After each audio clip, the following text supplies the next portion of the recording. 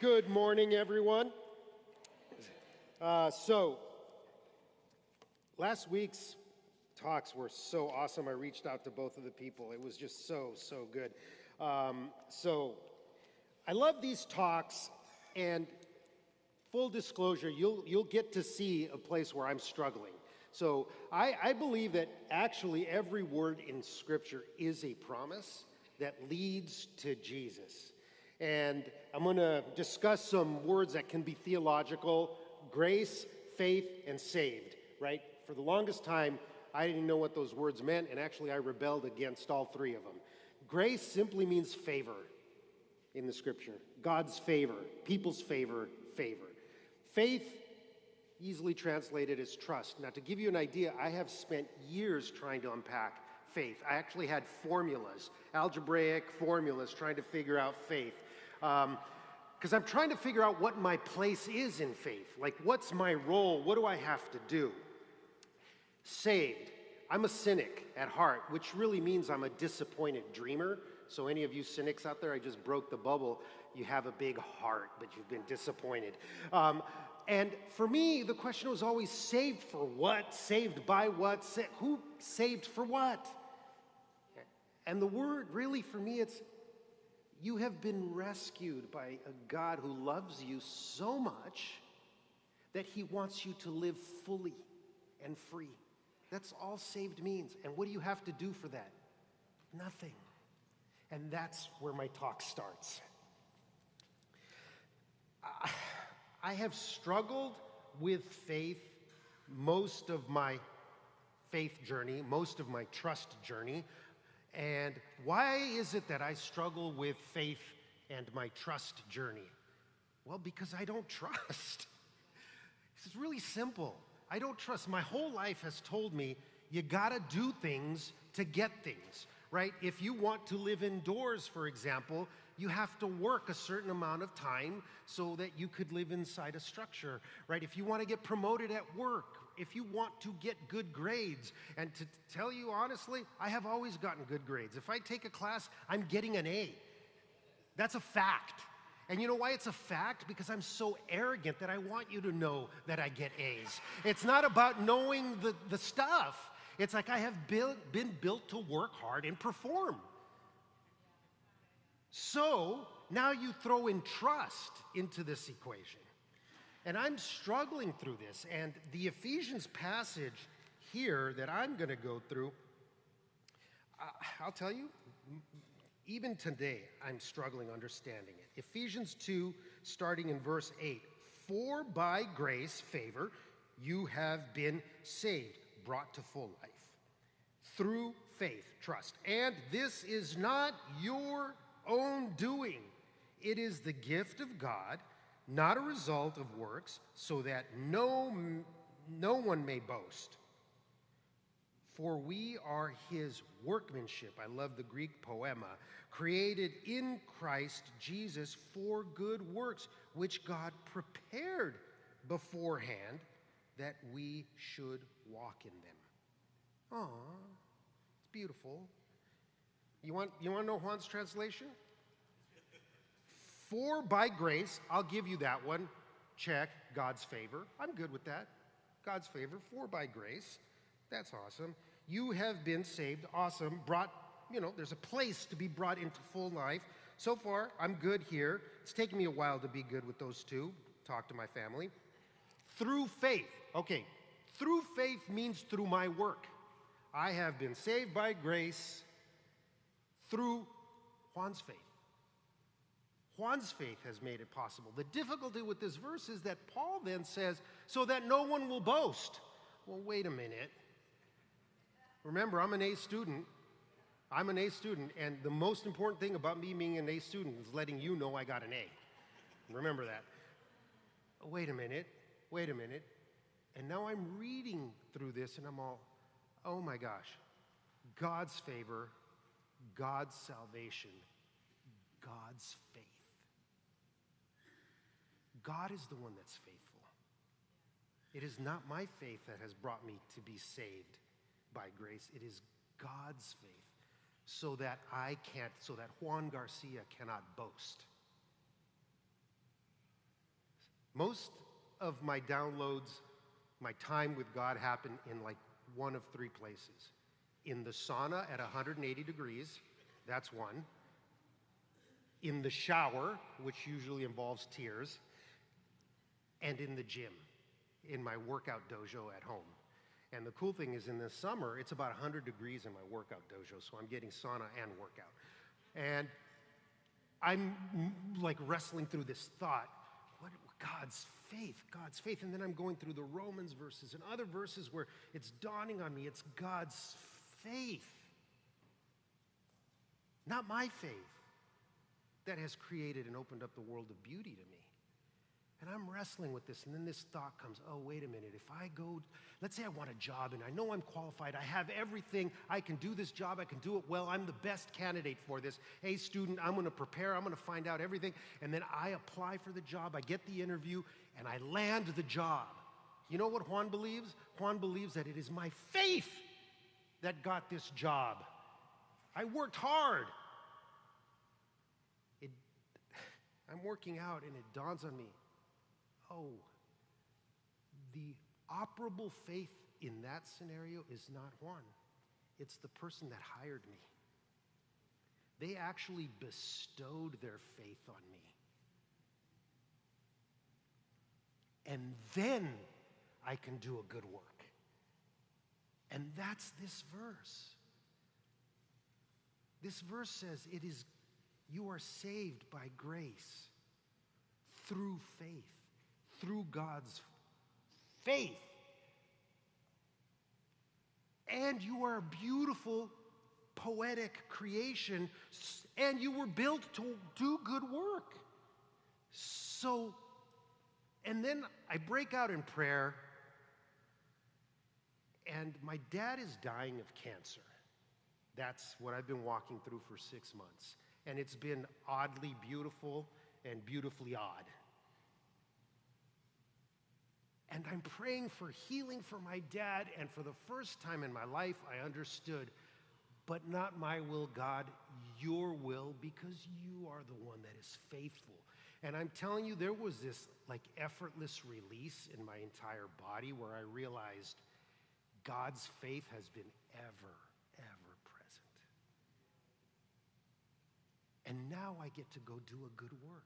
It's not like I'm absolved of work. As a matter of fact, I'm effortlessly unleashed into the world to do so many good things, to exhaust myself, to pour myself, to sleep, to rejuvenate, and to do it again and again and again and again and again, and find beauty and odd beauty and beauty and live fully because I have been saved, released into life by Jesus. And not so that I can boast. It's literally, Juan, you did nothing. It is my faithfulness that has made it possible for you to work your butt off and enjoy every minute of it. Thanks be to God.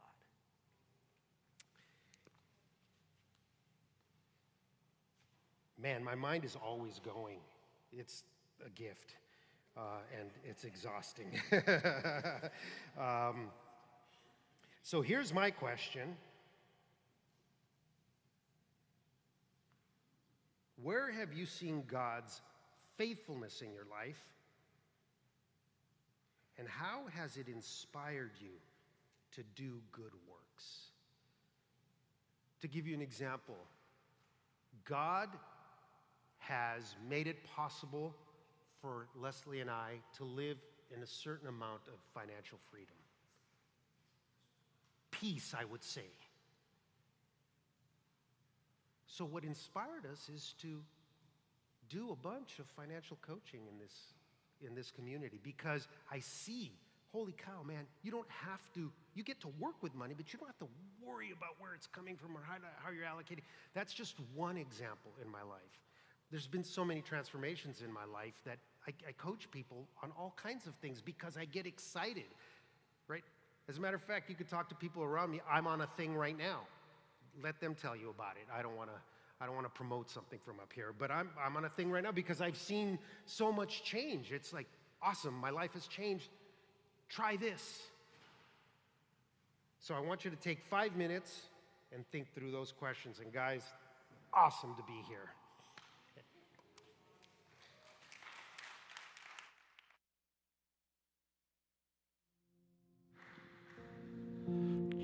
Go ahead and find 2 or 3 people around you and answer that and discuss that question together.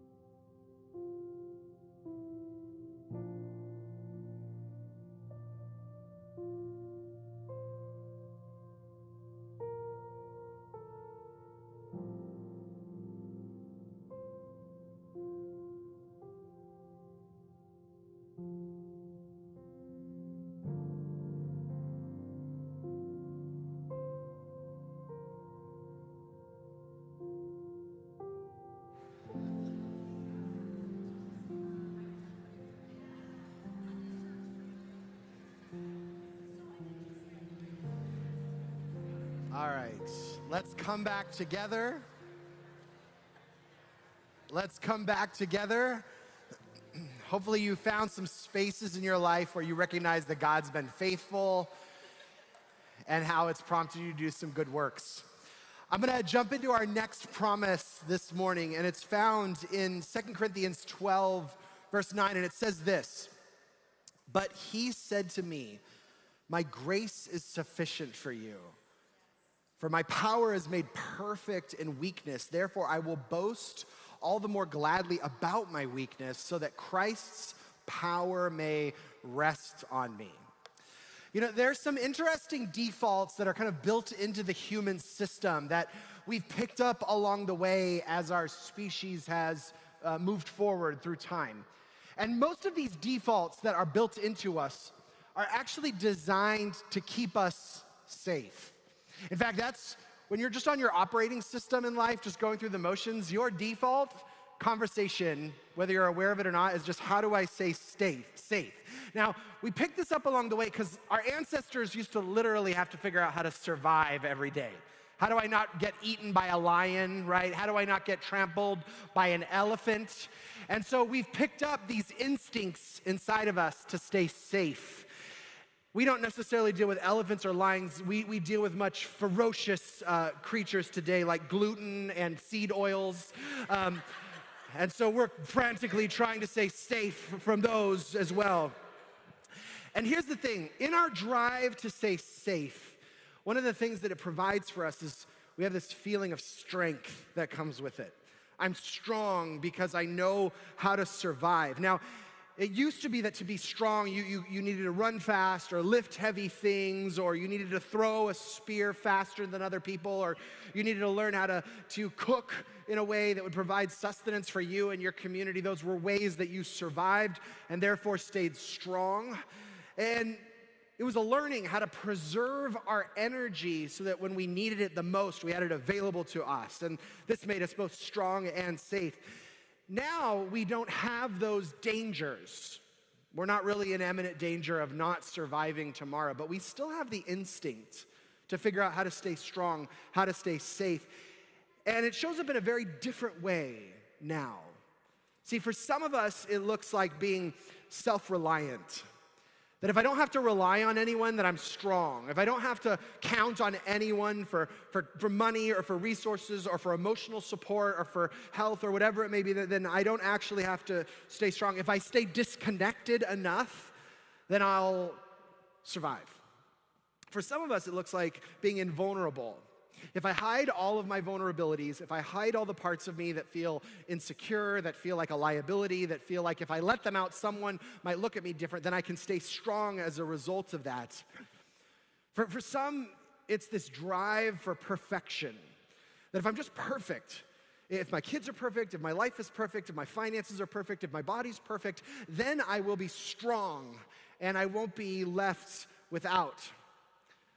Ironically, for some of you, the way that you remain strong is by perpetually remaining weak. Like, don't tell me that healing's available. Don't tell me that I can get healthy.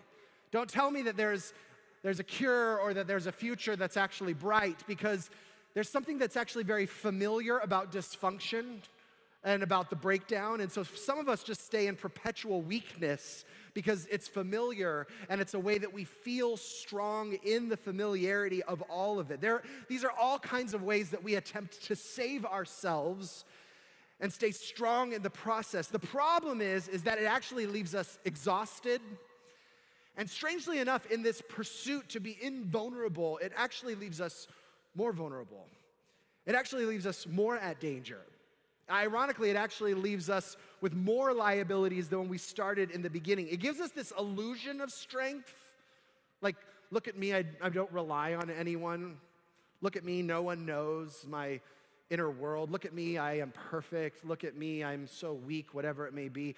It gives us this illusion of strength. But what it actually does is create this imposter syndrome within us. You know what I'm talking about? Where you think, if anyone just actually knew, they'd be shocked. How many of you ever thought that in your head before? I know I do all the time. Like, if anyone actually knew what was going on over here, man, I don't know if people would like me. I don't know if people would actually be connected to me. I don't know if God would actually be interested in being in a relationship with me. And what I love about this promise that Paul brings us is that it's this promise from God where he says, look, I would love for you to bring me your full self. I would just love for you to bring me everything. I would love for you to bring me all the beautiful things that are inside of you, but I would love to have your weakness. I would love for you to step into the fullness of that weakness. And guess what? My grace, my covering for that, as Juan talked about, is abundant. And it actually is sufficient to cover all of that, to take care of all of that, to do what he needs to do with all of that. Now, when my kids were growing up, of course they don't do that ever now, is they would oftentimes be attempting to do something that was beyond their skill set. Tying their shoe, opening a jar, putting something together. And I would see them struggling through the process, and I would come up to them and say, hey, let me do that for you. And what's the inevitable thing that they say back? I can do it, right? Yeah, no, I can do it, right? You'll learn this very well, Amy, as you move forward. But it is like an instinct. No, I can do it. And I say, okay.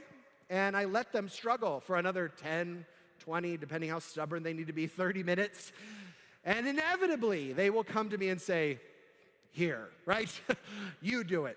Because they exhaust all the possibilities, they exhaust all the potential, they exhaust all the strategies that they come with it. But here's the thing, until they're ready to come to that conclusion, it's impossible for me to do anything. In fact, if you're a parent, you know how impossible it is to attempt to take something away from a child that wants to do it themselves. It is near impossible. And so there's nothing I can do. My hands are literally tied until they decide that they are going to say, I want to come and work with you. See, what I found is that we never grow out of that phase. It just looks different as adults. Now we go through life with God saying, I can do it. And we do that not just with God, but we do that with one another, don't we? I can do it. Don't worry, I'm stressed out of my mind, but I can do it. My finances are failing. I can do it. I have no idea where my life is headed, but I can do it. And we don't ever grow out of that. And in the same way that it ties my hand as a parent from doing anything when my kids are in that space, it actually ties God's hand from being able to do anything in your life when you're in a space saying, I can do it. And we wonder where God is and why he isn't moving and why he isn't showing up and why the miraculous isn't taking place in our life. But as long as we are doing it on our own, he has no need to show up. There's no space for him to move. There's no reason for him to intervene because I can do it. And we find ourselves there. I spend a lot of my time listening to people who have been through what has been deemed now as religious trauma. And sometimes it is legitimate religious trauma. Believe me, I've been there, I've done that, I've had enough therapy hours to go through it. And I understand the reality of that. But sometimes it's actually not what was said to us or what was given to us or what was implanted in us, but sometimes it's how we interpret what was given to us and how we interpret what was said to us and how we interpret what we experienced in the context of this thing called church.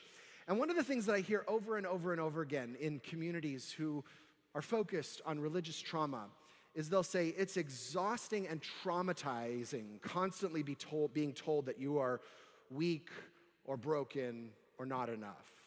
That it's traumatizing, that it is exhausting, and that it is over and over and over traumatizing every time we say it.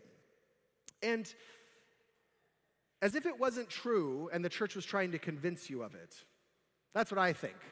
As if that was not the truth and the church was like trying to force you into this space.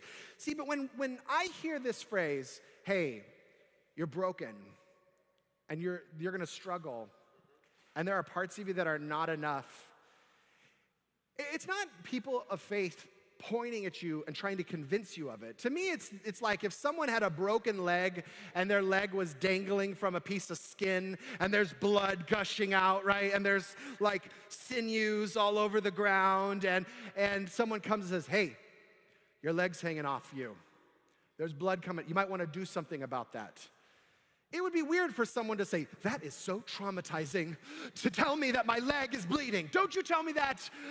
There's nothing wrong with my leg. It is perfectly fine. I will show you how capable I am of walking, right? See, what I find is that God is not interested in attempting to shame you over your weakness. He's not even attempting to try to convince you of how weak you are or how broken you are, or how much need you have, or how not enough you are in the process. What I found is that he's actually attempting to intervene in your weakness. That he's longing to step into those places to do something really powerful, so that weakness does not become the only story that your life tells. See, because the longer that you stay in a space of, I can do this on my own, I got this, I don't really need anyone else, here's what I can guarantee, because I've seen it time after time after time. Your story will end in weakness. Your story will actually end a tragedy. And it will not end as you being the superhero that you imagine that you are going to be at the end. See, I actually think it takes a lot of faith to believe that the human race is good. I actually think it takes a lot. I mean, can you just look around at the world, right? Turn on the news, look at what's going on in the world. It doesn't actually scream, man, human beings have this thing together. You actually look around and you're like, wow, we are such a dysfunctional species, right? Wow, you put us in a room and we will find a way to destroy it. It takes a lot of faith to say, wow, human beings are incredibly strong and have no vulnerabilities and are actually not in need of a savior, but are in just need of realizing their potential. See, I actually think it takes courage to say, I can't do this on my own. It's actually impossible. In fact, some of the most courageous people that I know in life own their liabilities. They own the spaces that they're weak. They own the spaces where they know they cannot do it on their own. They own the spaces, not on their sleeve, but they own them as if it was their responsibility to give them over to God as a gift and to say, hey, I would love for you to move in this space. See, I think this is why, it's one of the reasons why our generation is defined as the anxious generation. We are defined by anxiety and depression, and why it is at epidemic levels, because we are a generation. And when I say generation, I mean if you are breathing, you are a part of this generation. I think it's because we are a generation attempting to prove that we can do it on our own. We are a generation who has bought into memes and affirmations and self-helps about how we are enough and how we got it and how I can do this if I just say a few more positive words. And God the whole time is actually saying, you do not have to do that. You actually are not needing to do all the things. See, what's necessary is to come to the realization, oh, I'm actually weak. I actually have needs. I'm actually incapable of living this life on my own. See, when God comes to us, and when we come to God with our weakness, the promise is not just that his grace is sufficient. He actually doesn't just say, that's cute, I get it, yes, I will cover that, you're good, grace, right? Now that would be amazing if that was just it, if God just said, grace on all of your imperfections, on your weakness, on your vulnerabilities, grace, I'll cover them, you can keep going. That would be enough. But he actually takes it to the next level. And he says, look, my grace is sufficient for you, but then he says, my power will be made perfect in your weakness. He actually doesn't just say, look, I'm going to cover these. He actually, I'm going to now heap on you all of the power that is available to you in me when you're willing to step into this. So I love that Paul, yeah, you can clap for that. And I love that Paul now is like, he's realized this promise. And he's like, I'm not just gonna bring him a little weak, like, where's the weakness? Let's find all of it. Bring the weakness on, right? I'm weak in my finances. I'm weak with my eating habits. I'm weak with let's just bring all the weakness, because he says, the more weakness that I bring to him, the more power becomes available to me. And so he says, look, I just want you to bring all the weakness that is available to him. How much weakness can I bring to God? And it isn't so that you can feel powerless or disempowered. It's the exact opposite. It is so that God can actually empower your life And you can get off the treadmill of trying to do it on your own and trying to look the part and live in the perfection or live in the perpetual weakness and say, it's not actually my responsibility to empower myself. It's my responsibility to bring my weakness. And he does all the empowering. See, in the kingdom of God, everything's upside down. You want to be great? Be a servant. You want to be first? Be last. You want to receive a bunch? Give everything you got. None of it makes sense. So when Paul says you want the power of God himself to rest on you, bring your weakness. Bring all of it. Bring every bit of it to you. And the moment you do, now God's like, great, finally, I have room to move. Thank you. I have been waiting for you to say, I am done doing this on my own. I can now bring this to you. And now he has room to elevate. There's space to improve. There's space to empower your life because you've decided to step into it. See, this promise is so hard to accept for so many of us because the reality is that we have brought out our weakness in front of people and they've exploited it, haven't they? We've revealed our weakness to people and they used it against us. And so we shared our fear or our grief, and people shamed us for it. We showed up in a relationship with our insecurities or our incompetencies, and people left. We showed up in opportunities that came to us, and we brought all of our questions and our weaknesses, all of the doubts and concerns and wonders, and we lost opportunities. See, the areas where we struggle eventually come out in relationship and people leave. Because I think actually when someone shows up fully bringing their weakness, it creates a mirror for other people to see their weakness. And they don't like that very much. And so the only option is to fight or flight, to attack or to leave. And so for many of us, we've been there. We're like, yeah, I brought my weakness out and it did not go well. I felt vulnerable and it hurt.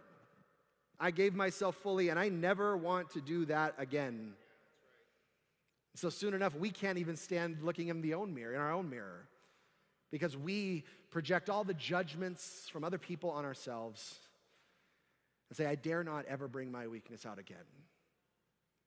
And then we assume that God is going to do the same, that somehow he's going to shame us or leave us or punish us if we bring out all of our liabilities. But if this promise is true, the beautiful thing, it means today you can stop. You can lay down all the energy that you've been using trying to hide and cover up and pretend and to take all the questions that you have and just lay them at God. To take all the concerns and the fear and the anxiety and say, yep, this is me, here you go. And the promise is that God's strength, his power will be made perfect in that space. And that he will pour his power out on you if you're willing to step into that space. About a little less than a year ago, I've shared this before, but I started having this anxiety that just lived inside of my body. I think the past 4 years brought on all kinds of insanity. And I found myself for the very first time living with fear and panic in me. Up until that point, I had this weird condition where I never knew I was stressed. I know that sounds awesome, but it's not really awesome. But people would say, are you stressed? I don't think so, because usually I just end up getting very sick a couple times a year and go, oh, I was stressed, right? Now I could feel it in me. And it was not fun. And I would not sleep, and I could not eat at times, and there were times where I could barely get through the day. And I remember reaching out to people in those moments where I just said, I don't know, I can't get out of bed today. I'm exhausted. I don't know what to do. I'm so afraid. I can't handle the things that I used to handle. And I started even giving up areas of my life that I thought I had together and saying, I need you to take this. I need you to own these areas that I just feel so weak in right then in that moment. And the crazy thing is that God used people in that moment to cover the areas of weaknesses in ways that I could have never imagined. That it wasn't until I got over my need to be perfect and have it together and be invulnerable that I said, I can't do this anymore. That all of a sudden it was like, oh my gosh, I have this whole resource of people around me who are so desperate to support and help. And it wasn't them, it was me. See, for so many of us, we feel alone in our weaknesses, not because we don't have people or resources, because we're unwilling just to say, hey, could someone help me? And in that moment, God's power floods in. And crazy enough, in this season, post all of that, I've never felt more fragile and I've never felt more empowered in my entire life. Isn't that weird? Have you ever been in that space where you're like, man, I feel like I'd fall apart at any minute and I feel like I'm the most empowered I've ever been in my whole life? And I feel like that's exactly where God longs for us to be, where we recognize, man, I am so fragile, but I am so empowered, not just by God, but by the people around me. And this is the reality that God longs for us to live in. So here's what I'd love for you to do. You can choose to be as vulnerable as you want to in this conversation, but I'd love for you to find just one other person. So it's not like 3 or groups, just find one other person. And here's what I'd like for you to do. What's an area of weakness in your life that you're willing to own and accept? And maybe for some of you, it's like the first time you've ever spoken this out. Like, gosh, my finances are a mess, or I just feel so anxious, or man, I feel like my eating's out of control, or I feel like, man, I just feel hopeless and where my life's at. I don't know what it is for you. Feel free to share as big or small as you want to. Just pick an area of weakness. You're like, I'm going to own this. And I'm just going to ask you to like verbally, hey, I'm going to bring this to God. And if you were to bring it to God, what would you long for him to do in that area? What would you long for him to see happen in that area? All right? So go ahead, find just one other person, have that conversation, and we'll come back in about 5 minutes.